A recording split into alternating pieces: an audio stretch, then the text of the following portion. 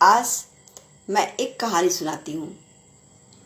एक बार एक गांव में एक गरीब किसान जब अपने घर से बाहर निकलता है तो वो देखता है कि उसके पास के तालाब में एक कमल का फूल खिला हुआ है। उस कमल के फूल को वो तोड़ता है और सोचता है कि आज इसी को बेच करके मैं अपने घर का खर्च चलाऊंगा। वो जो है उस फूल को तोड़ता है, कमल के फूल को तोड़ता है और सोचता है कि आज इसे बेचूंगा और इसी से जो भी इनकम होगा उससे मैं अपना घर जो है मतलब आज का व्यवस्था, रोटी सब्जी का जो भी मतलब खाने का व्यवस्था मैं कर पाऊंगा। ऐसा सोच करके दो लोग वेव कर रहे हैं, ठीक है, थैंक यू भाई। तो ऐसा सोच करके वो जो है उस कमल के फूल को ले जाता है बेचने के लिए। उस दिन उस राज्य में उस बहुत बड़े एक महात्मा आने वाले थे और उस महात्मा से मिलने के लिए जो है वहाँ का राजा भी आने वाला था।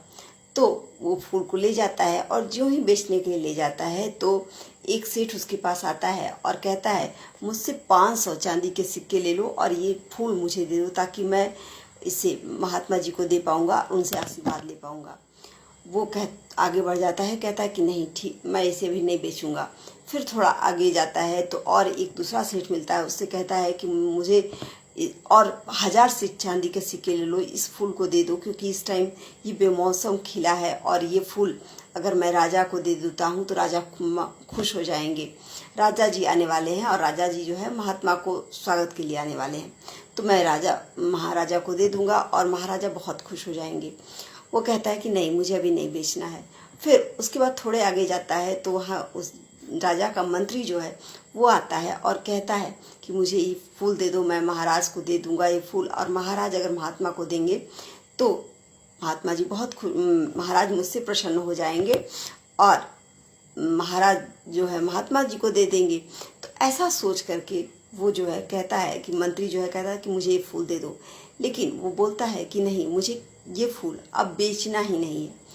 वो फूल ले जा करके वो सीधे महात्मा को देता है और महात्मा जी से कहता है कि महाराज, मैं एक बहुत गरीब किसान हूँ, मेरे पास और कुछ तो नहीं है, ये फूल मेरे नज़दीक मतलब पास के तालाब में खिला हुआ था, तो इस फूल को ही लाया हूँ अर्पण करने के लिए, आप इसे स्वीकार कर लीजिए और मुझे आशीर्वाद दीजिए कि मैं अपने परिवार का पालन पोषण अच्छे से कर पाऊँ। महात्मा जो है वो बहुत खुश हो जाते हैं और वो कहते हैं कि ये होती है सच्ची भावना। वो गरीब है, उसके पास अपनी 1 जून की रोटी 2 जून की रोटी के लिए भी पैसे नहीं है।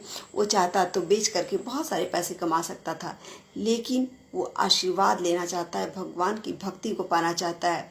इसलिए ऐसे व्यक्ति से, जो व्यक्ति संपूर्ण रूप से भगवान के प्रति समर्पित होना चाहता है, उसी को भगवान सुनते हैं। यानी अगर हम भगवान को दिल से, अपने मन से, इच्छा से उनको अर्पित करते हैं तो भगवान ईश्वर हमारी कामना को जरूर सुनते हैं, पूर्ण करते हैं। इसलिए ईश्वर में आस्था को बनाए रखिए।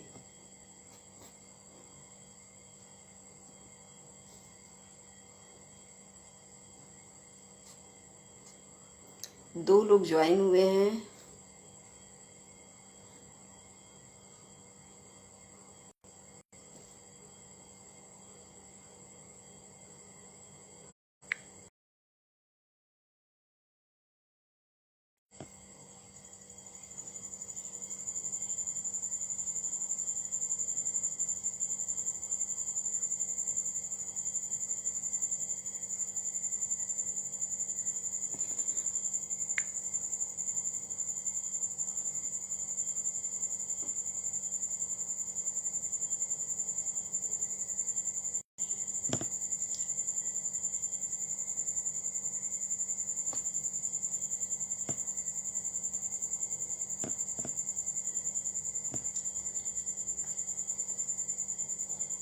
चलिए एक और स्टोरी सुनाती हूँ।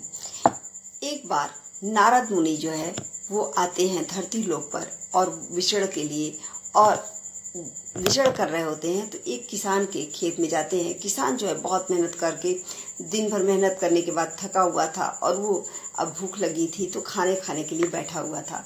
खाना खाने के लिए जो ही बॉय बैठा होता है तो देखता है कि नारद जी उसके पास आ गए हैं।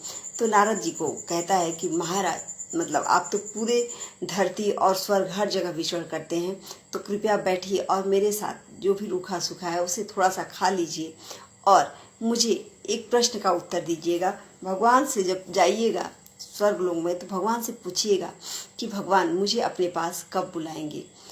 नारद जी उसके कहता है कि नहीं, आप थोड़ा सा मेरा जो भी है रूखा सूखा वो खा लीजिए और उसके बाद मेरा ये प्रश्न भगवान से जाकर पूछिएगा कि भगवान मुझे अपने पास कब बुलाएंगे वैकुंठ लोक में। तो नारद जी कहते हैं ठीक है, मैं तुम्हारा प्रश्न जरूर पूछूंगा भगवान से। तो वो नारद जी उससे वहाँ से खाना थोड़ा सा खा करके उसका जो भी रहता है स्वीकार करते हैं और उसके बाद आगे बढ़ जाते हैं। आगे बढ़ जाते हैं तो एक महात्मा की कुटी मिलती है। उस महात्मा के पास जब पहुँचते हैं तो महात्मा भी उनका बहुत स्वागत करते हैं नारद जी का, और वो भी महात्मा जी भी उनसे वही प्रश्न पूछते हैं कि आप जब वैकुंठ लोक जाइएगा तो भगवान से पूछिएगा कि मुझे कब बुलाएंगे वैकुंठ लोक में। नारद जी दोनों लोग के प्रश्न को सुनते हैं और फिर जाते हैं। जब वैकुंठ लोग यानी विष्णु भगवान के पास जाते हैं तो विष्णु भगवान उस टाइम विश्राम कर रहे होते हैं। नारद जी पहुँचते हैं और विष्णु जी से पूछते हैं कि भगवान, दो लोगों ने मुझसे प्रश्न पूछा है कि आप उन लोगों को कब बुलाएंगे। एक जो है किसान जो कि मेहनत करता है, खेती कर रहा था, और उसने मुझसे पूछा कि उसे आप वैकुंठ लोक में कब बुलाएंगे। और दूसरा एक महात्मा जो बहुत दिनों से प्रार्थना कर रहे हैं, पूजा पाठ कर रहे हैं, उन्होंने भी यही प्रश्न पूछा है। तो आप दोनों लोगों ने एक ही प्रश्न पूछा है कि आप उन दोनों लोगों को वैकुंठ लोक में कब बुलाएंगे। विष्णु जी हंसते हैं, मुस्कुराते हैं और बोलते हैं आप जाइए धरती लोक पर और उन दोनों लोगों को ये कहिए कि भगवान जो है, मैं जब पहुंचा तो वो सुई में से हाथी को निकाल रहे थे।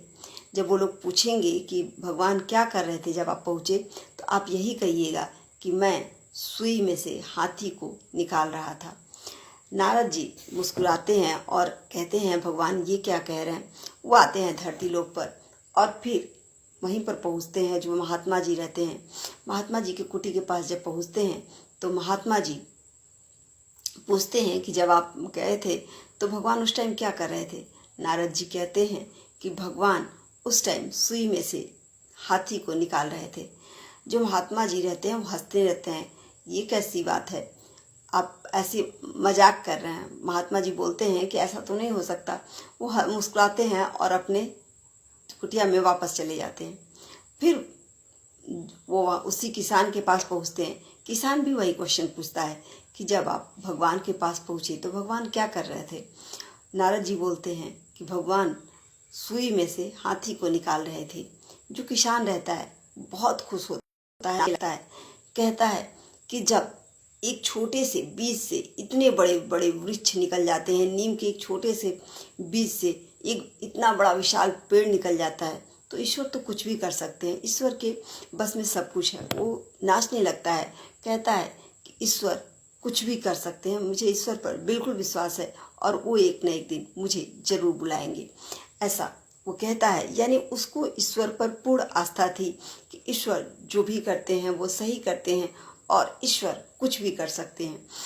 ऐसा सोच करके वो किसान जो है वो नाचने लगता है। जो फिर नारद मुनि जो है वापस जाते हैं वैकुंठ लोक। वैकुंठ लोक जा करके जब भगवान पूछते हैं विष्णु जी कि आपने ये कहा कि मैं सुई में से हाथी को निकाल रहा था, तो दोनों का रिएक्शन क्या था, यानी उस महात्मा का और उस किसान का। तो नारद जी बताते हैं कि महात्मा जो है वो हंस करके मुस्कुरा करके चले गए और उन्होंने कहा कि ऐसा तो हो ही नहीं सकता। जो किसान था उसने बहुत खुश हुआ और किसान ने कहा कि ईश्वर कुछ भी कर सकते हैं, ईश्वर के बस में तो सब कुछ है। जब एक छोटे से बीज से इतना बड़ा विशाल पेड़ निकल सकता है तो ईश्वर के बस में सब कुछ है, ईश्वर कुछ भी कर सकते हैं। जो विष्णु जी थे उन्होंने कहा कि ये जो है, जो किसान है उसकी भक्ति सच्ची है और वो जल्द ही वैकुंठ लोक में आएगा। और जो महात्मा है उन्हें अभी हम पर विश्वास नहीं है, इसलिए उन्हें थोड़ा और पूजा करना पड़ेगा, थोड़ा और अभी टाइम लगेगा वैकुंठ लोक में आने में। कुल मिलाकर ईश्वर में अगर हमारी आस्था है, सच्ची आस्था है, तो ईश्वर हम पर कृपा जरूर करते हैं, हमें शरण देते हैं। इसलिए ईश्वर में आस्था मन से होनी चाहिए। बिल्कुल हमारी जो आत्मा है उसके बातों को, ईश्वर आत्मा को सुनते हैं, ना कि दिखावे को। हम आडंबर जो करते हैं, बहुत सारा आडंबर को ईश्वर नहीं देखते, बल्कि ईश्वर हमारे मन के भावों को देखते हैं, भावना को देखते हैं, ना कि आडंबर को। इसलिए ईश्वर में आस्था बनाए रखिए। एक न एक दिन ईश्वर हमारी जरूर सुनेंगे और हमें हमारा साथ देंगे, हमें हमारे कर्मों में सफलता देंगे। जय श्री कृष्ण।